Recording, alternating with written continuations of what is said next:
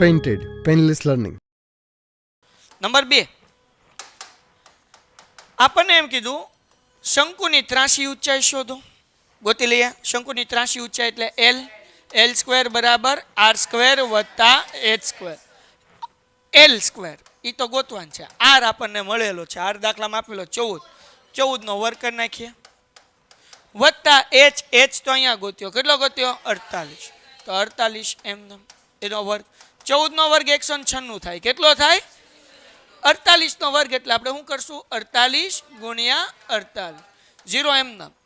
4 અઠા 32 વધી પડી 3 ચોકે 16 ને 3 19 અઠ્યો 64 વધી પડી 6 8 ચોક 32 ને 6 કેટલા થશે? 38.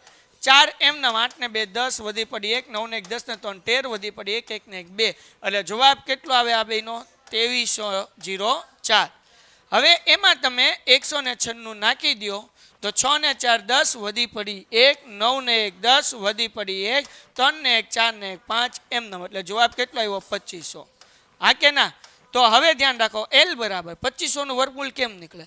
તો 25 નું વર્ગમૂળ કેટલું નીકળે? 5. 2 મીંડા હોય એટલે કેટલા મૂકવાના? 1. એટલે 2500 નું વર્ગમૂળ નીકળ્યું 50. કેટલું નીકળ્યું? 50. તો ત્રાસી ઊંચાઈ આપણને મળી ગઈ 50. કોઈને કઈ ડાઉટ છે? ઓકે. 2500 નું વર્ગમૂળ 5. 2 મીંડા હોય તો કેટલા મૂકવાના? 1. એટલે 50 મળી ગયા. હવે ત્રણ તેની વક્ર સપાટીનું ક્ષેત્રફળ. તો આપણને વક્ર સપાટીનું ક્ષેત્રફળ તો આવડે ભાઈ. વક્ર સપાટીનું. કોનું વક્ર સપાટીનું ક્ષેત્ર? શંકુનું. તો અહીંયા લખો શંકુનું વક્ર સપાટીનું ક્ષેત્રફળ. શું સૂત્ર છે ભાઈ? યાદ છે? પાઈ r l. પાઈ એટલે 22/7, r એટલે 14, l એટલે 50. 7 દુ 14, 22 દુ 44 ગુણ્યા 50.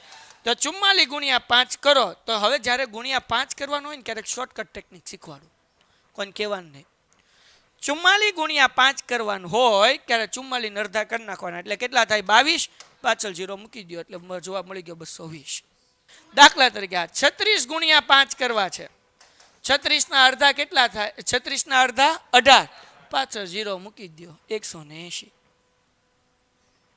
સમજાણું કે નહીં? એટલે અહીંયા જે છે હા એટલે 44 ગુણ્યા 5 કરવાનું હોય ત્યારે 44 અડધા મૂકવાના. શું કહેવાય કે 22 અને 1 0 મૂકવાનો એટલે 220 ના 0 હતો એટલે કેટલા થયા? 2200. એટલે જવાબ આવશે 2200 સેમી સ્ક્વેર. સમ થઈ ગયો પૂરો. સમજાણું કે ન સમજાણું? જો ખાલી 44 હોય બેટા 44 ગુણ્યા 5 છે તે 44 ના અડધા કરી નાખવાના 22 પાછળ મૂકવાનું 0 એટલે 220 થયું. પણ અહીંયા શું છે? 5 નથી. અહીંયા શું છે? 50 એટલે 1 0 વધારે દેવાનો એટલે કેટલો આવ્યો? 2200. અને એવું કાંઈ ન સમજાય તો કાંઈ નહીં. શું કરી નાખવાનું? 44 ગુણ્યા 50 એટલે વાર્તા થાય પૂરી. લાંબી કાંઈ માથાકૂટ નહીં. Painted, painless learning.